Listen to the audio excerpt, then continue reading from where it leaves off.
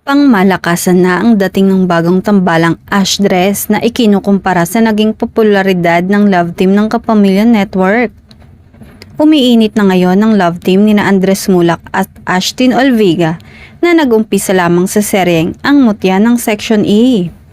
Kinuwento ni OG Diaz at Mamaloy sa latest showbiz update ang mainit na pagtanggap kin Andres at Ashtin bilang bagong love team na Ash dress. Nang magtungo nga raw ang Ash dress sa isang mall sa Caloocan, ay nagpakita ng puwersa ang kanilang mga fans. Hindi naman naitago ni Andres ang pagkagulat sa dami ng mga fans na pumunta sa kanilang first mall show. Makikita sa mga video na pinagkakaguluhan sina Andres at Ashtin na mga fan na gustong makapag-selfie at magpapirma ng autograph.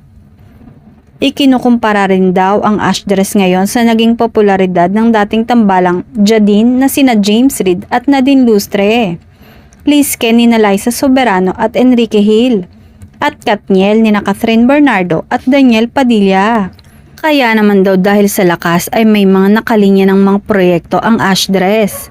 Say tuloy ni OG, hindi naman ito katakataka dahil ang ama ni Andres ay si Aga Mulak ay dating heartthrob. Baka makalikha na naman tayo ng another Aga Mulak, say pa ni OG.